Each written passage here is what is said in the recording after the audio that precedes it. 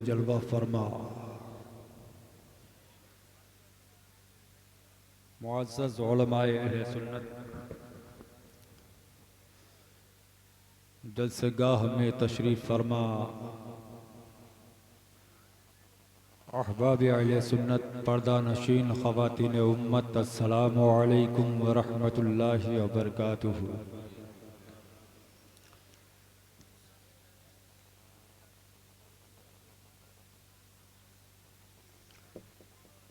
अल्हम्दुलिल्लाह,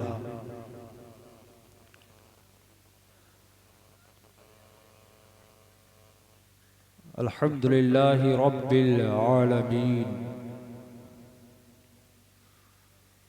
वस्सलातु वस्सलामु अला सय्यदिल मुरसलीन व अला आलिहि त्तय्यिबीन त्ताहिरीन व अस्हाबिही अजमाइन। अम्मा बअदु फ़अऊज़ु बिल्लाहि मिनश शैतानिर रजीम। बिस्मिल्लाहिर रहमानिर रहीम। इन औलियाहु इल्लल मुत्तक़ून। आमन्तु बिल्लाहि सदक़ल्लाहुल अज़ीम व सदक़ रसूलुहुन नबियुल अमीनुल करीम व नहनु अला ज़ालिका लमिनश शाहिदीन वश्शाकिरीन। फ़ल्हम्दुलिल्लाहि रब्बिल आलमीन। क़ादिरियम नारे या गौसे आज़म मी सनम, दम ज़ शाह मीर मोहम्मद क़ुत्ब आलम मी सनम। ग़ुलाम गौसे आज़म बेकसो मुस्तर नमी मानद, अगर मानद शबी मानद शबे दीगर नमी मानद। बगिरदाबे बला उफ्तादा किश्ती, ज़ईफ़ानो शिकश्ता रातु पुश्ती। बहक़ ख्वाजा उस्मान हारूनी, मदद कुन या मुईनुद्दीन चिश्ती।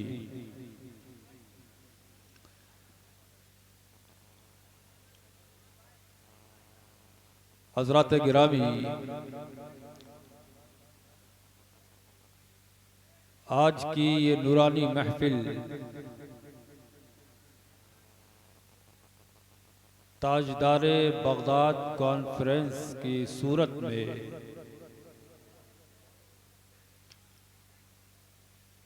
मुनक्किद की गई। दुआ कीजिए अल्लाह इस मुक़द्दस महफिल को हम सब की निजात का ज़रिया बना दे। आमीन। क्योंकि वक्त की किल्लत दामनगीर है,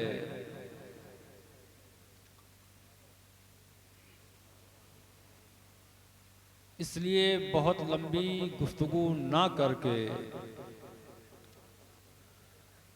चंद लम्हों में कुछ मुफीद बातें आपके सामने रखकर इजाज़त चाहूँगा। मेरे बाद भी आपको एक शानदार तकरीर समाअत करनी है। काबिल मुबारकबाद हैं आप हजरात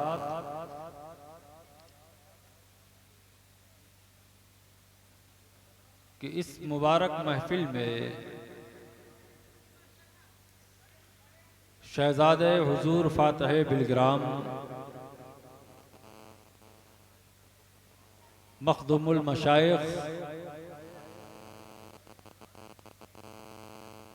पीर तरीक़त हज़रत अल्लामा अलहाज डॉक्टर सैयद बादशाह हुसैन वास्ती क़ादरी दामत बरकातुल आलिया की आमद है। अब चूंकि बहुत लंबी गुफ्तगू नहीं होना है, तो ये इंतशार का माहौल ख़त्म कर दिया जाए। पूरी तवज्जो आप मेरी तरफ रखें, इसलिए कि मैं ज़िक्र रसूल पाक करने जा रहा हूँ। रसूलुल्लाह के शहजादे की महफिल है, उनका ज़िक्र खैर होगा। दुआ फरमाएं अल्लाह मेरी ज़बान पर कलमतुल हक़ जारी फरमा दे, आमीन। मोहब्बत के साथ बारगाह रसूल पाक में दुरूद पाक पढ़ लें। अल्लाहुम्मा सल्ली अला सैयदना व मौलाना मुहम्मद मादनिल जुद वल करम मंबइल इल्म वल हिल्म वल हिकम व अला आलिहि व अस्हाबिहि व बारिक वसल्लम सलातन व सलामन अलैका या रसूलल्लाह सल्लल्लाहु तआला अलैहि व बारक वसल्लम। एक मतला कारी गौसल वरा साहब, एक मतला और एक शेर मैं उलमाए किराम की दुआएं लेकर आप तक पहुंचाने की कोशिश करता हूं कि माहो नुजूम ऐसे हैं सरवर के सामने। अल्हम्दुलिल्लाह मेरी अपनी शायरी है, उलमाए किराम मेरी इस्लाह भी फरमा देंगे। कुछ आपको बहुत ज़्यादा आपसे हाथ उठवाने की ज़रूरत नहीं है। मजमे में हंगामा हो, खूब नारे लग जाएं तो तकरीर कामयाब हो, ऐसा नहीं है। सुकून के साथ में तकरीर सुनी जाए, मैं समझता हूं कि वो तकरीर कामयाब है। आपसे हम हाथ नहीं उठवाएंगे, बस इत्मीनान और सुकून के साथ में बैठे। थोड़ी देर के लिए चाय का सिलसिला रोक दो भाई। आधे घंटे की तकरीर है, 15 मिनट चाय के ख्याल में गुजर जाएगी। माहो नुजूम ऐसे हैं सरवर के सामने। मोहब्बत से बहुत खूब। अल्हम्दुलिल्लाह अभी बिलग्राम शरीफ नहीं पहुंचा हूँ। सरकार बादशाह मियाँ साहब किबला के साथ में बेंगलोर से सीधे लखनऊ, लखनऊ से सीधे यहाँ। बदन में थरथराहट है, जिस्म इजाज़त नहीं देता कोई लंबी चौड़ी गुफ्तगू की जाए। चूंकि आए हैं तो सरकार के ज़ाकिरीन में अपना भी नाम लिखाना है और आपको भी अपना नाम लिखाना है। माहो नुजूम ऐसे हैं सरवर के सामने, कतरे पड़े हो जैसे समंदर के सामने। सुभान अल्लाह, सुभान अल्लाह। रखे होना एक अलग चीज है, कतरे पड़े हो जैसे समंदर के सामने। बड़ी अच्छी शायरी हजरत इस्लाम निजामी साहब ने पेश की। एक शेर सुनिएगा। तूने भी तीर दूर से मारा था हुरमला। उलमाए किराम दुआ दे देंगे, बस काफी है। बहुत खूब, बहुत खूब। तूने भी तीर दूर से मारा था हुरमला, हिम्मत कहाँ थी आता जो असगर के सामने। तूने भी तीर दूर से मारा। नारे तकबीर, नारे रिसालत, शाने अहले बैत मुस्तफा। नारे तकबीर, नारे रिसालत। दूर से मारा था हुरमला, वाह वाह वाह वाह। हिम्मत कहाँ थी आता जो असगर के सामने। दोज़ख की आग मुझ पे यकीनन हराम है। आप कह सकते हो दोज़ख की आग मुझ पे यकीनन हराम है। क्यों? लेकर चलो तो शाफ़े महशर के सामने। वाह वाह वाह वाह। दोज़ख की आग मुझ पे यकीनन हराम है, लेकर चलो तो शाफ़े महशर के सामने। वक्त ज़्यादा नहीं है, ये ताजदारे बगदाद कॉन्फ्रेंस है। और यहाँ से तो वो पैगाम मिलेगा आपको। हम बोलेंगे 4 घंटे तो वो मवाद ना मिलेगा। रसूल अल्लाह का बेटा चंद लम्हे बोलेगा, इंशाअल्लाह पूरा जलसा कामयाब होगा। सुभान अल्लाह, सुभान अल्लाह। आज जिनके दादा की महफिल आपने सजाई है, उनके शहजादे हुजूर फातिह बिलग्राम के बेटे मेरे पीरो मुर्शिद रईसुल अत्किया मखदूम मिल्लत जानशीन हुजूर फातिह बिलग्राम के बड़े भाई यानी सरकार सैयद उवैस मुस्तफ़ा साहब के बड़े भाई सरकार सैयद बादशाह हुसैन वास्ती साहब किबला दामत बरकातुमुल आलिया की आमद हो चुकी है। चंद लम्हों में वो आपके सामने होंगे। ये आले रसूल पाक की महफिल है, मुस्तफ़ा करीम के बेटे की महफिल है। मोहब्बत से बोलिए सुभान अल्लाह।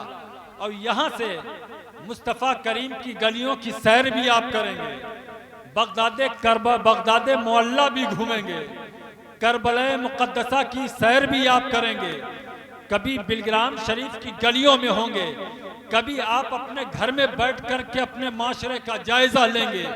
मुझे कोई तमहीद नहीं बांधना है, हालात बड़े नाजुक हैं हिंदुस्तान के। आप तो छोटे से एक गांव में रहते हो, ये बहुत बड़ा गांव होगा, लेकिन हिंदुस्तान के मुकाबले में, बड़े बड़े शहरों के मुकाबले में ये एक छोटा सा गांव है। आप क्या समझते हैं कि इस गांव में रह के आप पूरी दुनिया देख रहे हैं? पूछो इन उलमाए किराम से जो रात दिन ट्रेनों का सफर, हवाई जहाज का सफर कर रहे हैं, अब पूरी दुनिया को देख रहे हैं। हालात नाजुक से नाजुक तर होते जा रहे हैं। कोई जालिम उठता है जो कुरान के खिलाफ आवाज उठा देता है और हमारा ज़मीर मुर्दा होता है, हम उसके खिलाफ कुछ बोलने के लिए तैयार नहीं है। कोई उठता है जो सैयदा आयशा उम्महातुल मोमिनीन में से एक हमारी माँ है, उनकी शान में गुस्ताखी करता है, हमारा ज़मीर मुर्दा हो गया कि हम लब कुशाई करने के लिए तैयार नहीं है। कोई उठता है जो कुरान की अजमत से खिलवाड़ करने की कोशिश करता है। आखिर हो क्या गया है हमारे ज़मीर को? हम अपने ज़मीर का जायजा लें, हम अपने किरदार का जायजा लें। हमें सोचना होगा, अपने गिरेबान में मुंह डाल करके गिरेबान में झांक करके देखना होगा। नारे हम लगाते हैं कि हम गुलामे मुस्तफ़ा हैं, लब्बैक या रसूल अल्लाह के नारे हमारी ज़बान पे आते हैं और कहते हैं हम रसूल वाले हैं। हमारा एक नारा कारी गौसुल वरा साहब ये होता है, तुझसे और जन्नत से क्या मतलब, वहाँ भी दूर हो, हम रसूल अल्लाह के, जन्नत रसूल अल्लाह के, जन्नत रसूल अल्लाह की। ईमान से बताना, ईमान बोले तो बोलना, ईमान बोले तो बोलना, तुम्हारा ज़मीर गवाही दे तो बोलना, तुम्हारा किरदार अगर बोले तो बोलना, तुम्हारी ज़बान अगर तुम्हारा साथ दे तो मेरी इस बात पे तुम्हें बोलना होगा और जवाब देना होगा। तुम ये कहते हो कि हम रसूल अल्लाह के, कभी देखा है अपना चेहरा? क्या चेहरा है रसूल अल्लाह वाला? क्या है रसूल अल्लाह की उम्मत वाला चेहरा? कहते हो बड़ी शान से कि हम रसूल अल्लाह के, क्या सुन्नत मुस्तफ़ी का पैकर बनने वाला तुम्हारा किरदार है? क्या है तुम्हारा लिबास सुन्नत मुस्तफ़ा वाला? सीना ठोक के कहते हो हम रसूल अल्लाह के, जन्नत रसूल अल्लाह की। बेशक जन्नत रसूल अल्लाह की है, लेकिन जो रसूल अल्लाह का होगा उसका चेहरा सुन्नतों वाला होगा। जो रसूल अल्लाह का होगा उसका लिबास रसूल अल्लाह वाला होगा। जो रसूल अल्लाह का होगा उसकी टोपी रसूल अल्लाह वाली होगी। जो रसूल अल्लाह वाला होगा उसका किरदार रसूल अल्लाह वाला होगा। जो रसूल अल्लाह का होगा उसकी बोली रसूल अल्लाह की होगी। जो रसूल अल्लाह वाला होगा उसकी शरीयत रसूल अल्लाह की होगी। हम ज़बानी तो कहते हैं कि हम रसूल अल्लाह के, जन्नत रसूल अल्लाह की। अगर हो रसूल अल्लाह के तो तुम्हें दाढ़ी रखना पड़ेगी, हो रसूल अल्लाह के तो तुम्हें रसूल करीम का लिबास अपनाना पड़ेगा। अगर हो रसूल अल्लाह के तो किरदार मुस्तफ़ा अपने सीने से लगाकर शायर है हयात पर चलना। फिर कहते हो कि हम रसूल अल्लाह के, जन्नत रसूल अल्लाह की। जन्नत तो है रसूल अल्लाह की, लेकिन हमारा चेहरा वो नहीं है जो उनके दीवानों का चेहरा हो। हमारा किरदार वो नहीं है जो उनके मस्तानों का किरदार हो। हमारा किरदार तो इतना बिगड़ गया भाई, इतना खराब हो गया हमारा किरदार। आज शादियां हो जाए ना, अल्लाह अकबर, हम तो कहते हैं कि आप शादी करते हो, कभी गौर किया है?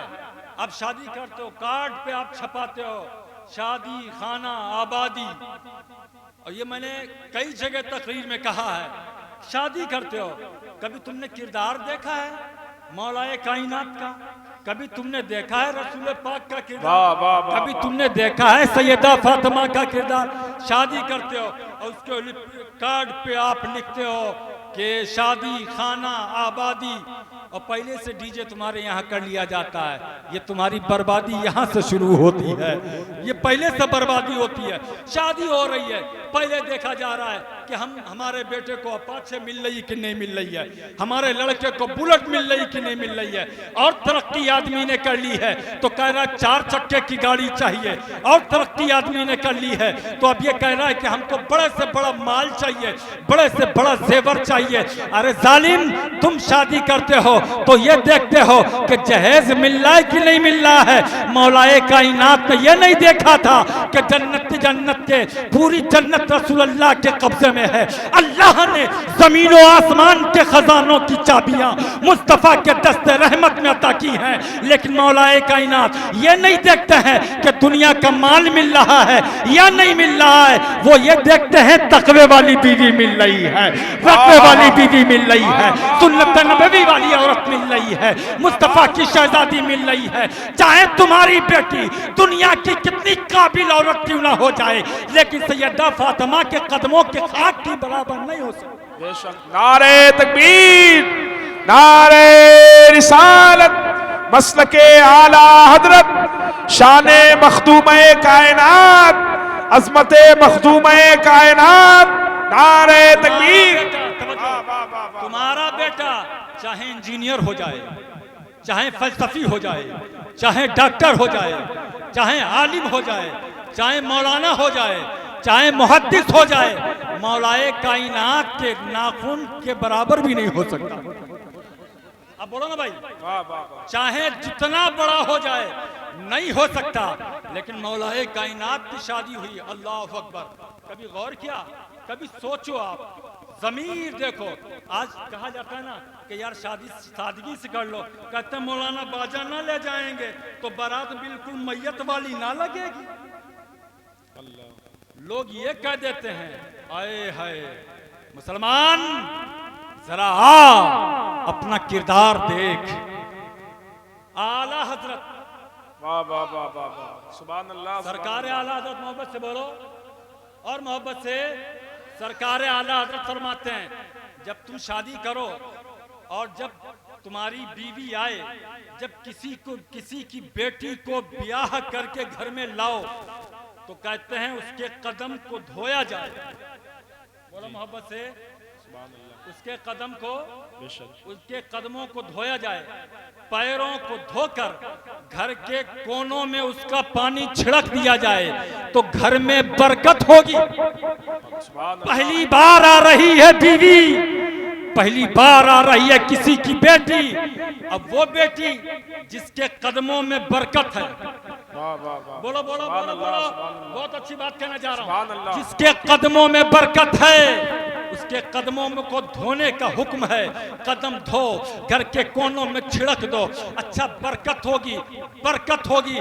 लेकिन तुम्हें ये तो देखना पड़ेगा, तुमने बरकत नहीं देखी, तुमने देखा तो टीवी मिल रही है कि नहीं मिल रही है, फ्रिज मिल रही है कि नहीं मिल रही है, अपाचे मिल रही है कि नहीं मिल रही है, बुलेट मिल रही है कि नहीं मिल रही। तुम ये देखते हो और कदम में बरकत कहां से आएगी? जरा याद कर सरकार गौसे आजम के वालिद को। सेब दरिया में बहता हुआ जा रहा था, उठाया, दिल ने चाहा कि खा लूं, भूख की शिद्दत थी और जब उठा लिया, ये तनावुल फरमा लिया, ज़मीर ने अंदर से आवाज लगाई, अबू साले तुमने ये दरिया में बहता हुआ सेब खा लिया है, तुमने इजाजत ली थी इसके मालिक से? तुमने पूछा था इसके मालिक से? दरिया में बहता हुआ आ रहा है सेब, मगर तकवा देख रसूल अल्लाह के बेटे का, किरदार देख गौसे आजम के वालिद का, और अपना किरदार देख। तुम्हारी गली से गन्ने की ट्राली भी अगर गुजरती है तो रात का अगर 11 बजता है तो पकड़ करके गन्ने की ट्राली से तुम गन्ना निकाल लेते हो। ट्रक जाता रहता है तो उससे तुम उससे सामान निकाल लेते हो, ट्रक पे चढ़ करके बोरी गिरा देते हो। ये तुम्हारा किरदार है। एक वो है कि सेब बहता हुआ जा रहा है। ज़मीर ने कहा नहीं नहीं, इसके मालिक से इजाजत लेना है। दौड़े दौड़े गए बाग की तरफ, माँ खादिम वहां पे मौजूद था। कहा बाग के मालिक से मिलना है। कहा क्या हो गया? कहा इस बाग का सेब दरिया में बहता हुआ जा रहा था, मैंने वो खा लिया है, मुझे इजाजत लेना है। कहाँ है इस बाग का मालिक? खादिम ने कहा फला जगह पे आराम फरमा रहे हैं, चले जाओ वहां पे। जब वहां पे गए तो देखा कि वो बुजुर्ग खड़े हो गए और खड़े होकर के गोया बताना ये चाहते थे, अबू साले तुम्हारा ही तो हम इंतजार कर रहे थे, तुम्हारा ही तो हम इंतजार कर रहे थे, आओ क्या कहना चाहते हो? कहा हजरत आपका सेब मैंने बगैर आपकी इजाजत के खा लिया है। हजरत ने इरशाद फरमाया ये किरदार जिसका होगा वही मेरी बेटी का हकदार होगा, यह किरदार जिसका होगा वही मेरी बेटी से शादी करने के लायक होगा। हम तुम्हारी गलती को तो माफ कर देंगे, लेकिन शर्त यह है तुम्हें मेरी बेटी से शादी करना पड़ेगी। और वह बेटी आंखों से देख नहीं सकती है, पांव से चल नहीं सकती है, हाथों से पकड़ नहीं सकती है, मुंह से बोल नहीं सकती है। एक सेब खाया है, सजा इतनी बड़ी दी जा रही है, उससे शादी करना है। आज तुम शादी करते हो तो चेहरा हसीन होना चाहिए, आंखें गजाली होना चाहिए, चाल हिरन जैसी होना चाहिए, बदन खूबसूरत होना चाहिए, माल अच्छा मिलना चाहिए, जहेज अच्छा मिलना चाहिए। लेकिन अब्दुल कादिर गौसे आजम के वालिद को देखो, कहते हैं नूरी से शादी करूंगा लेकिन अपनी गलती को माफ कराऊंगा, अंधी से शादी करूंगा लेकिन अपने ज़मीर का जनाजा ना निकलने दूंगा, अपने किरदार का जनाजा ना निकलने दूंगा। और शादी हो गई तो तारीख ये कहती है कि हाँ बेटी है, उनको बीवी ऐसी मिली थी, बीवी ऐसी मिली थी जो रात भर नमाज पढ़ रही थी, बीवी ऐसे मिली थी जो कभी गुनाह नहीं कर रही थी। और जमाने ने देखा कि गूंगी थी, इसलिए कभी जबान से गलत बात नहीं निकाली, इसलिए गूंगी क्यों थी? जबान से गलत बात नहीं निकाली। अंधी थी, कभी गलत नहीं देखा। लंगड़ी थी, कभी शौहर की मर्जी के खिलाफ कदम नहीं उठाया। आज ये हुआ की बेटी है, अगर इसकी एक फरमाइश पूरी ना करो ना तो कहती है ससुराल चले जाएंगे, और फिर अजीब अजीब धमकी देती है कि हम वापस नहीं आएंगे। कुछ और जबान दराजी करती है तो कहती है आना बुलाने के लिए भैया से पिटवाएंगे। अजीब अजीब मामला है। ये औरत जो जबान दराजी करती है, कभी गौर किया? मेरे मुस्तफा करीम एक मजलिस से गुजरे ना तो कहते हैं औरतों से इरशाद फरमाया तुम सदका ज्यादा किया करो। मिशकात शरीफ की हदीस पाक है, तुम में से अक्सर को मैंने जहन्नम में देखा। कहा या रसूल अल्लाह ऐसा क्यों है? नबी की ज़बान फैज़ तर्जमान से ये मुबारक कलमा निकलता है, तुम जानती हो तुम्हें जहन्नम में क्यों देखा? कहा या रसूल अल्लाह हम में से अक्सर जहन्नम में क्यों है? नबी ने इरशाद फरमाया तकफरनल अशीरा, तुम अपने शौहरों की नाफरमानी करती हो, अपने शौहर की नाफरमानी करती हो। लान और लान तान ज्यादा करती हो, इसलिए तुम जहन्नम में ज्यादा, तुमको मैंने जहन्नम में ज्यादा देखा है। तो फिर औरतों अपने शौहरों को तुम धमकियां देती हो। देखा सैयदा फातिमा का किरदार, देखा तुमने अबू साले जंगी दोस्त का किरदार, कैसी औरत से शादी कर रहे हैं। जब तकवा देख करके शादी कर रहे हैं तो बेटा गौसे आजम जैसा पैदा हो रहा है। मोहब्बत से बोलो बेटा गौसे आजम, बेटा गरीब नवाज, बेटा आला हजरत, बेटा जिंदा शाह मदार, बेटा कुतुबे बिलग्राम, बेटा रईसुल अत्किया, बेटा बादशाह बिलग्राम, बेटा फातिह बिलग्राम, बेटा जिंदा शाह मदार, बेटा वारिसे देवा, बेटा मखदूमे जहानिया जहां गश। जब तकवे वाली औरत आएगी, तुम फ्रिज देख करके शादी करते हो, वो घर में आती है ना तुम बाजा लेकर के जाते हो और फिर वो आती है, ऐसा बाजा बजाती है, सास बहू का बाजा बजता है, ननद भावच का बाजा बजता है, ससुर और बहू का बाजा बजता है, मियाँ बीवी का बाजा बजता है। अगर चाहे, और ये झगड़े होते क्यों हैं तो इसकी मैं वजह बता दूं। ये मोबाइल ये झगड़े बहुत कराता है। पहले जब तक मोबाइल ना था ना तो फिर महीनों में जाके ससुराल में खबर होती थी कि मियाँ बीवी का झगड़ा हुआ है। कब झगड़ा हुआ, खबर कब पहुंची, बात जब तक वहां पहुंचती तब तक सुलह हो चुकी होती। बात सही है? बेशक बेशक। बात जब तक ससुराल पहुंचती थी तब तक सुलह हो चुकी होती थी। अब बेटी को जब आदमी रुखसत करता है और रुखसत करता है तो बाप अपनी बेटी को खुद बिगाड़ रहा है, माँ अपनी बेटी को खुद बिगाड़ रही है, भाई अपनी बहन को खुद बिगाड़ रहा है। वो ये कह के भेज रहा है कि देखो अगर ससुराल में तकलीफ हो ना, अगर तुम्हारा शौहर कुछ कहे ना, फोन घुमा देना, फौरन आ जाएंगे। और इधर बेटी तो भर के गई है, अम्मा ने तो कान भर के भेजे ही है ना कि थोड़ी सी तकलीफ हो, जरा सा ननद ने कुछ कहा, फौरन फोन आ गया, फौरन अम्मा पहुंच गई लेने के लिए, फौरन भाई पहुंच गया लेने के लिए। ये जमाना और ज्यादा डेंजर जोन में चला जा रहा है, जिंदगी खराब हो जा रही। औरत नाराज होती है, शौहर से कहती है तुम जा रहे हो कमाने के लिए, चूल्हे भाड़ में चले जाओ, जा रहे हो कमाने के लिए बंबई जा रहे हो, जाओ, तुम अपनी बहन से रिश्ता रखोगे तो हमसे रिश्ता नहीं चलाओगे, तुम अपने फला रिश्तेदार से रिश्ता चलाओगे तो हमसे रिश्ता नहीं चलाओगे। मेरी बहनों, तुम ये बातें ना किया करो, ये बातें तुमको ज़ेब नहीं देती हैं। क्या तुमको मालूम नहीं है मेरे मुस्तफ़ा जब अपने घर से कभी बाहर जाते तो सबसे बाद में सैयदा फातिमा से मुलाकात करके जाते, और जब घर में आते तो सबसे पहले सैयदा फातिमा से मुलाकात करते। सुभान अल्लाह, सुभान अल्लाह। बहुत इन बेटियों का हक है, इन बहनों का हक है। आज हमारी बहन हमारे घर पे आ जाए ना, आपकी बहन आपके घर पे आए, मैं आपके ज़मीर को झंझोड़ रहा हूँ, वो बातें आपके सामने रखने की कोशिश कर रहा हूँ जो आज माशरे में चल रही हैं। तुम्हारी बहन तुम्हारे घर पे आ जाए तो क्या ऐसा नहीं होता? आज हर घर का माहौल यह बन गया है, अक्सर घर का माहौल यह है, बहन आ जाए तो जो भाभियां होती है ना, उनके चेहरे का रंग उतर जाता है। वो कहती है आ गई है, गल्ला लेकर के चली जाएगी, आ गई है भैया से कपड़ा बनवाएगी, आ गई है ये फला काम बाप से कराएगी, घर यहाँ खाएगी भी, यहाँ से पैसे ले जाएगी, यहाँ से गल्ला ले जाएगी। मैं ये कहता हूँ ओ जालिम औरत, किसी की बहन बेटी के आने पर तेरा चेहरा उतर जाता है। नहीं नहीं, वो मेहमान बन के आई है।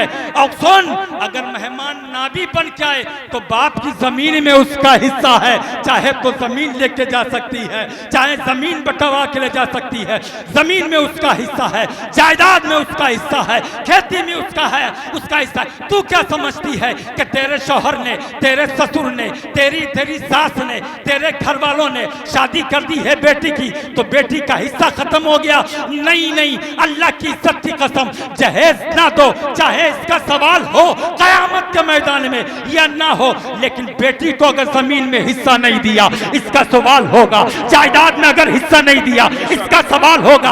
आप क्या समझते हो? आप बेटे हो, आपने माँ का दूध पिया है तो बेटी ने भी माँ का दूध पिया है। जिस रब ने बेटे का हिस्सा माँ के दूध में रखा है, उसी रब ने बेटी का हिस्सा भी जायदाद में रखा। बेशक बेशक बेशक। नारे तकबीर, नारे रिसालत, नारे रिसालत। हजरत अल्लामा मौलाना मुफ्ती मोहम्मद गौस साहब किबला, नारे तकबीर, नारे रिसालत। सुभान अल्लाह, सुभान अल्लाह। और आप हिस्सा ना दो तो तुम्हारे चेहरे का रंग उतर जाए और कहो कि वो आ गई है लेके जाएगी।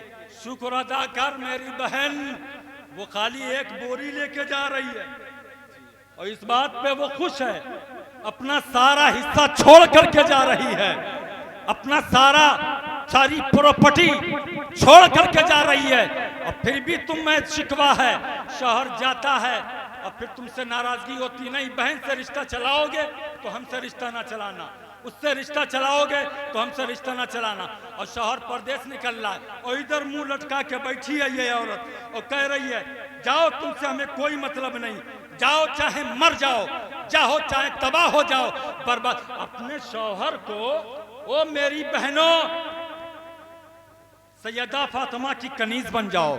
तुम्हारा शौहर जा रहा है परदेश कमाने के लिए और तुम बदुआएं देके रुखसत कर रही हो। खुदा न खास्ता, अल्लाह न करे कभी ऐसा हो, अगर तेरा शौहर मर गया तो फिर देख समाज में तेरे साथ में क्या होगा। तुझे कोई अपने घर पे खड़ा नहीं होने देगा।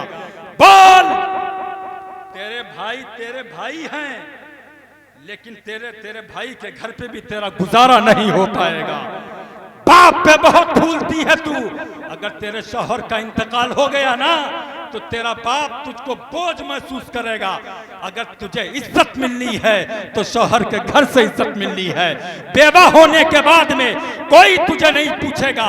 मुमकिन है तुझे पड़ोसियों के बर्तन धोना पड़ जाए, मुमकिन है तुझे पड़ोसियों के घर का खाना बनाना पड़ जाए, मुमकिन है कि तुझे लोगों के धक्के खाना पड़ जाए। इसलिए शौहर को, अपने शौहर को बद्दुआओं के साथ रुखसत न करो, बल्कि कहो फी अमानिल्लाह, मैंने तुम्हें अल्लाह के अमान में दिया।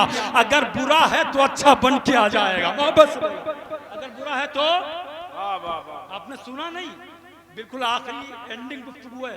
आपने सुना नहीं कि एक आदमी जा रहा था, सरकार फारूक आजम का जमाना था, एक आदमी जा रहा था और सफर पे जा रहा था। बीवी हमल से थी और बीवी हमल से थी तो बीवी ने कहा कि तुम जा रहे हो सफर में, न जाने महीने के बाद में आओगे या साल के बाद में आओगे या 2-4-6 महीने के बाद में आओगे। तुम अपनी अमानत को मेरे कोख में रख करके जा रहे हो, जरा ये तो बताओ इसको किसके हवाले करके जा रहे हो। तो शौहर ने कहा इसको अल्लाह के हवाले करके जा रहे हैं। नारे तकबीर, नारे रिसालत, नारे रिसालत। हजरत अल्लामा मौलाना गुलाम रसूल बलियावी साहब क़िबला, नारे तकबीर, नारे रिसालत।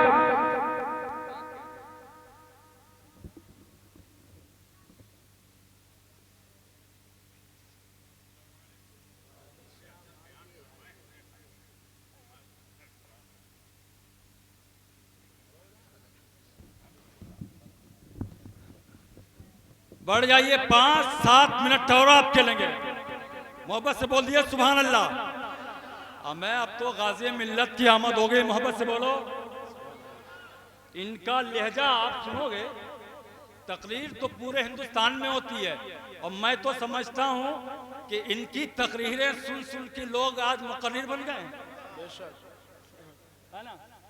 ये अल्लाह जिगर किसी को देता है, ये भी एक अता है सरकारों की। और मोहब्बत से बोलो, प्यार से बोलो। इतनी ठंड नहीं है कि आपको सर्दी लग गई है। बरेली वालों का इश्क तो सारे जमाने को सारा जमाना जानता है। हम तो अहले बैते रसूल के दर के गुलाम हैं। बोलो ना मोहब्बत से और प्यार से। तो फिर तवज्जो कर मुसलमान, गौर कर, ध्यान लगा, अपने दिल को मदीना बना। मुस्तफा करीम का दीवाना है तो फिर दीवाना बन के दिखा। सारा जमाना तेरे कदमों की ठोकर में आएगा। तू पहले अपने आप को उनका दीवाना तो साबित कर। गौर कर।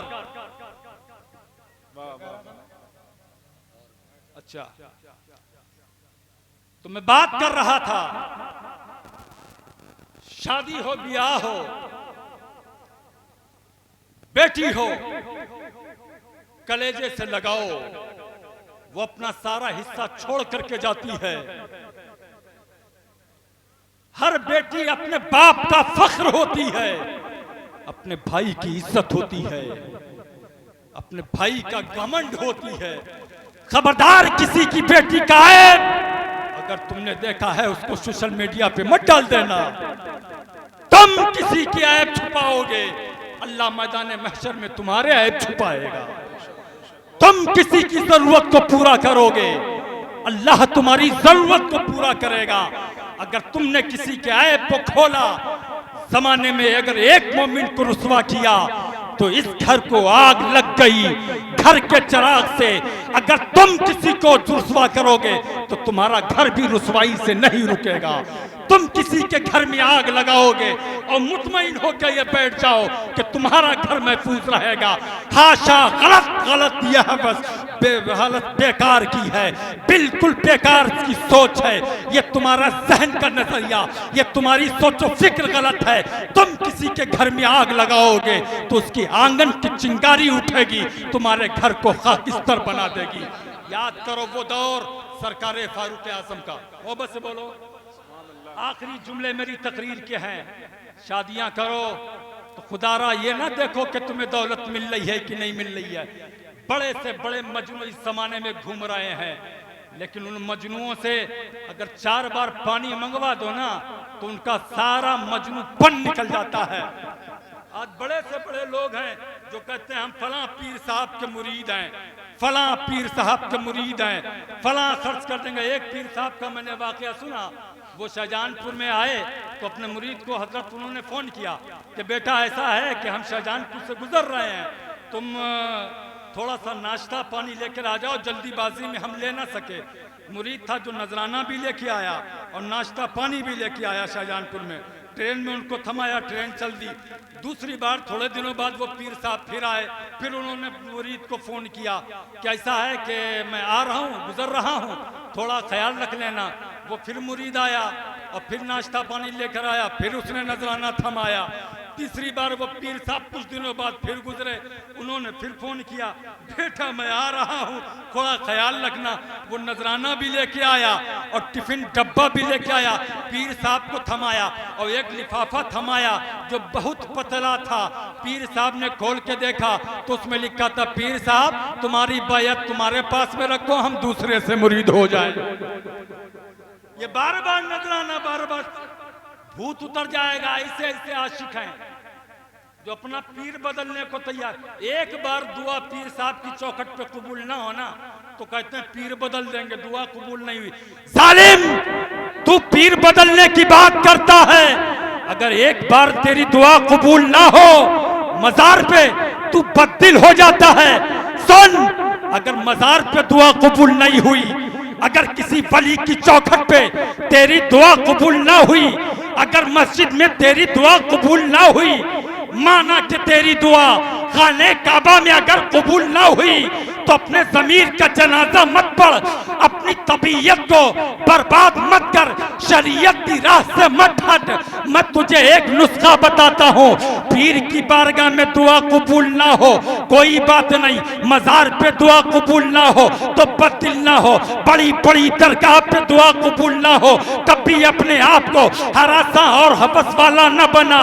एक दुआ की कबूलियत की सनद मैं तुझे बता रहा हूँ, अगर तेरी दुआ कहीं कबूल ना हो तो सुन सुन, अपने माँ बाप के पास चला जा, उनके कदम को पकड़ और कदम पकड़ के कहा, ए मेरी वालिदा दुआ कबूल नहीं हो रही है, अल्लाह की इज्जत की कसम अगर तेरे माँ बाप तेरे हक में हाथ उठा दें और रब की बारगाह में रो कर के अर्ज कर दें, ए मौला मेरे बेटे की दुआ कबूल कर ले, मौला मेरा बेटा गुनहगार सही, मेरे सफेद बालों पे निगाह कर ले, मेरी सफेद दाढ़ी पे निगाह कर ले, मेरे उठे हुए हाथों की लाज रख ले। मेरे मुस्तफा का फरमान यह है, जब कोई माँ बाप अपने बेटे के हक में दुआ करते हैं तो माँ बाप की दुआ औलाद के हक में ऐसे कबूल होती है जैसे नबी की दुआ उम्मती के हक में कबूल हो।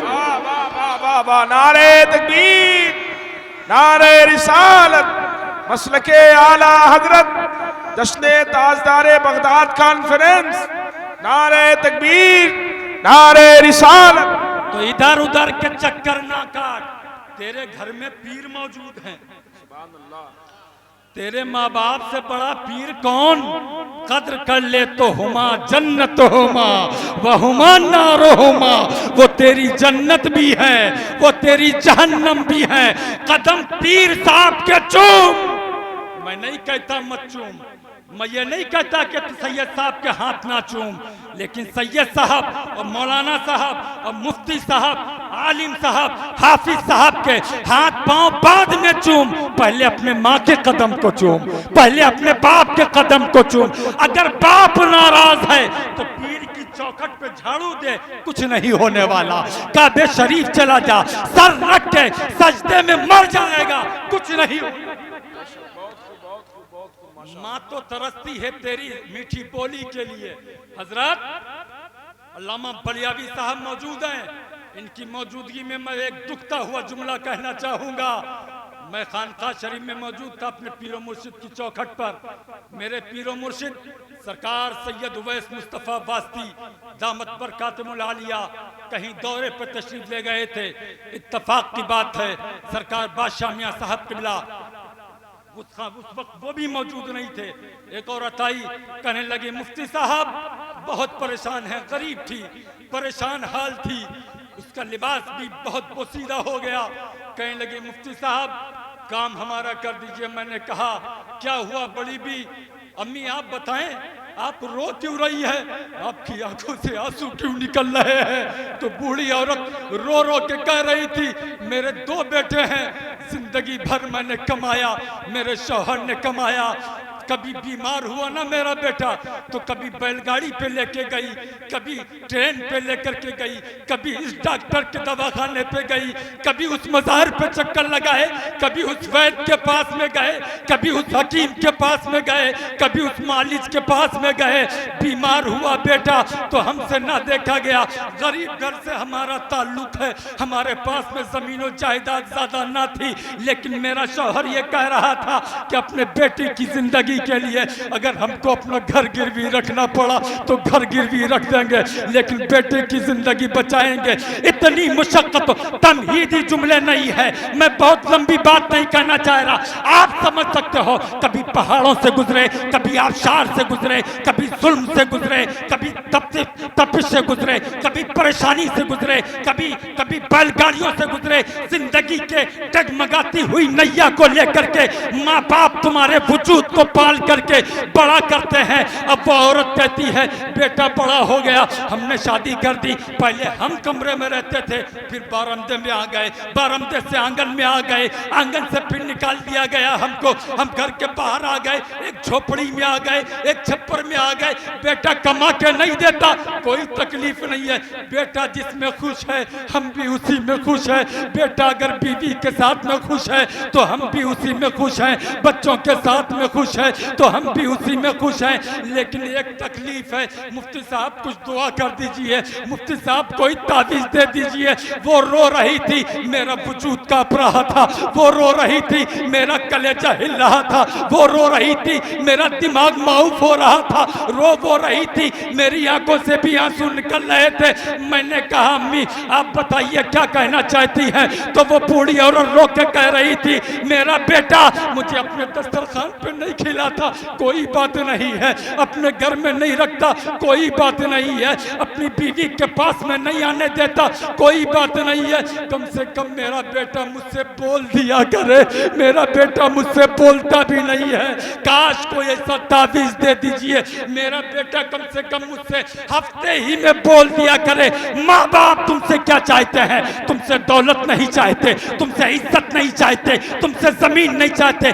माँ हम दुआ करेंगे तो हमारी कोई गर्ज छुपी होगी, अल्लामा बलियावी साहब दुआ करेंगे तो आप सोचने पे मजबूर हो जाएंगे। हजरत दुआ कर रहे हैं, हजरत के लिए भी कुछ नजर न्याज होना चाहिए, लेकिन माँ बाप जब दुआ करते हैं उनके अंदर कोई गरज नहीं होती है, वो अपने बेटे की मोहब्बत में दुआ करते हैं, कोई गरज नहीं होती है। वो तुमसे क्या चाहते हैं यार? तुमसे मीठी बोली चाहते हैं, कुछ नहीं चाहते। तुम सारी फरमाइशें अपनी बीवी की पूरी करते हो, अगर बीवी को सीने के इस तरफ रखते हो तो गुलाम गौस वैसी तुम्हारे जमीर को झंझोड़ रहा है। एक तरफ अगर एक तरफ अपने बीवी और बच्चों को रखते हो तो सीने के दूसरी तरफ अपने माँ बाप को तुम्हें रखना हो, तब जाके जन्नत पाना होगी। मदीना शरीफ है, चंद जुमले माफी चाहूंगा हजरत, मैंने काफी वक्त ले लिया। मदीना शरीफ है, मोहब्बत से बोलो।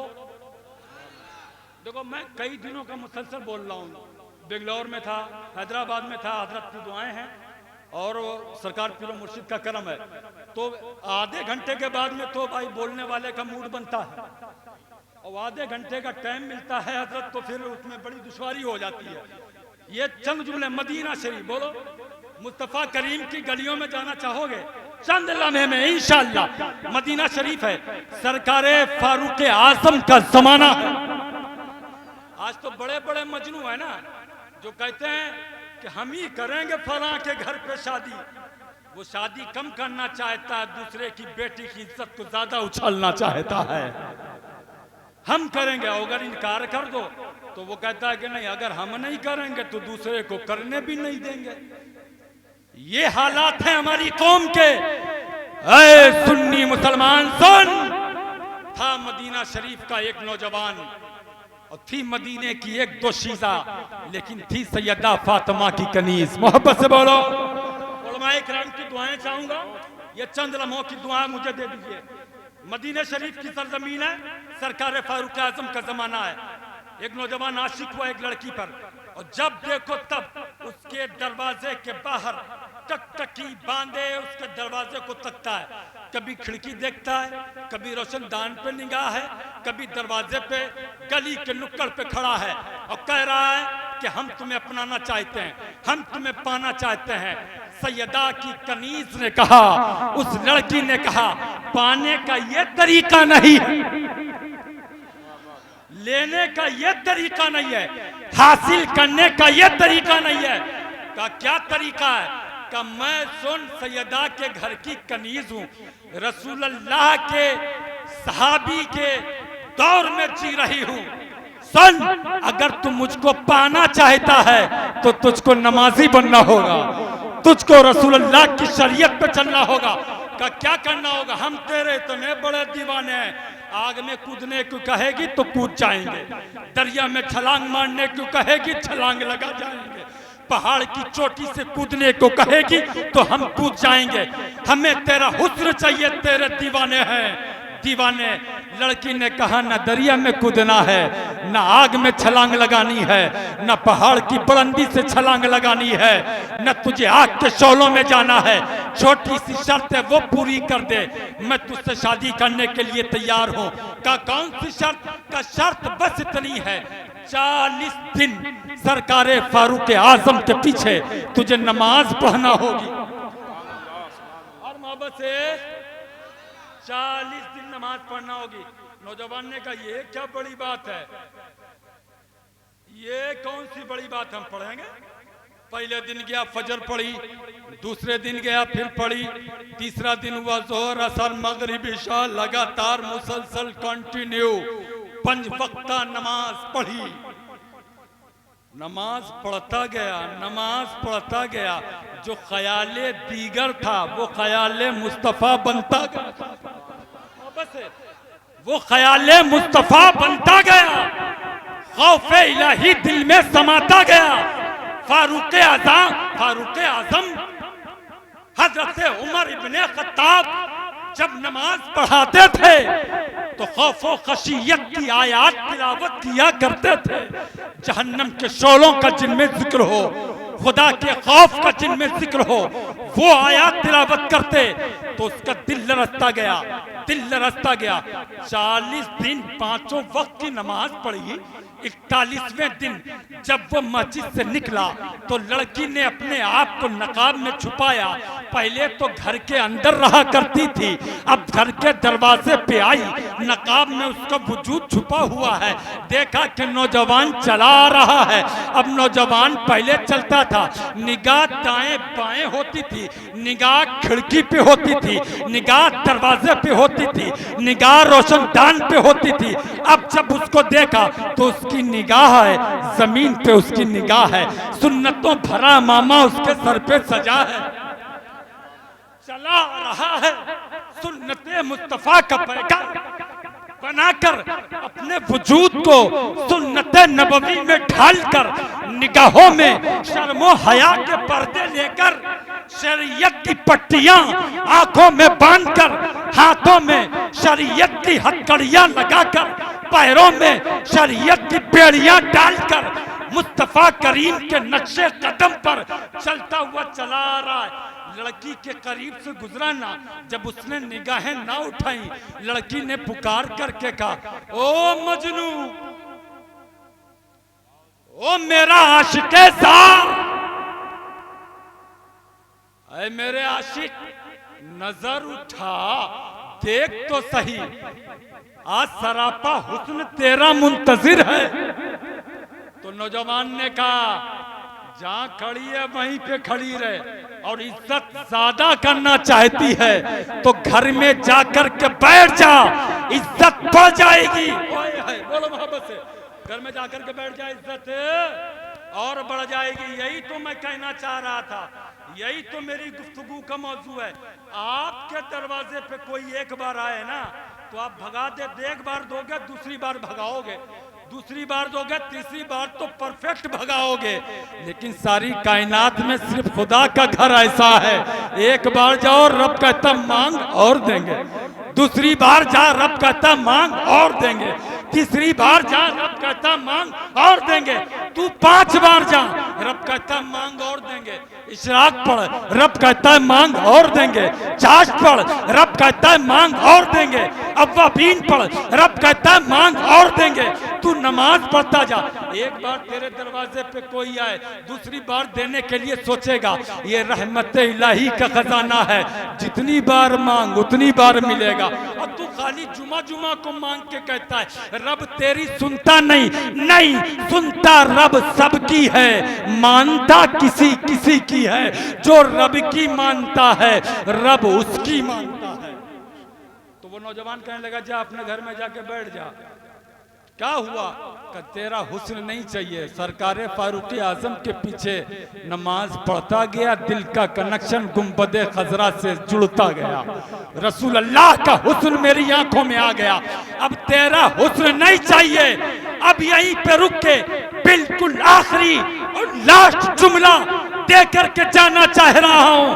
अपनी बहनों को भी और अपने भाइयों को भी अपने बूढ़ों की नजर कर रहा हूं, उलमाए किराम के हवाले से बलियावी साहब की तवज्जो चाहते हुए आपके हवाले कह रहा हूं, हर बेटी अपने बाप से ये मुतालबा कर सकती है, अब्बा हमारा शौहर सरकारी नौकरी वाला ना हो कोई बात नहीं है, नमाजी जरूर मिलना चाहिए, नमाजी मिलना चाहिए।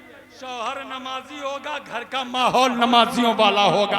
और हर बेटा अपने बाप से मुतालबा करे, अपने भाई से मुतालबा करे, अपनी बहन से मुतालबा करे, अपने घर वालों से मुतालबा करे, अब्बा हमको जहेज मिले या ना मिले, हमको फ्रिज मिले या ना मिले, हमको टीवी मिले या ना मिले, हमको अपाचे गाड़ी मिले या ना मिले, इसकी कोई फिक्र नहीं है।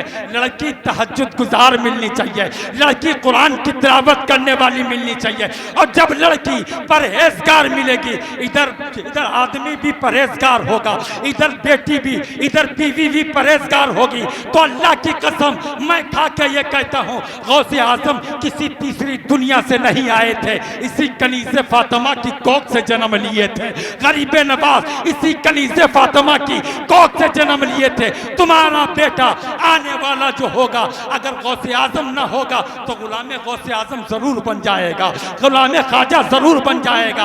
इसलिए शादियां करो तो बहुत सोच समझ के करो, तक़वे वाली जिंदगी इख्तियार करो। अल्लाह से दुआ है हम सबको बुराइयों से महफूज रखे, उलमाए किराम का साया दराज फरमाए, पीराने तरीक़त की मोहब्बत हम सबके सीनों में जागुज़ी फरमाए। वमा तौफ़ीक़ी इल्ला बिल्लाह। अस्सलामु अलैकुम व रहमतुल्लाह।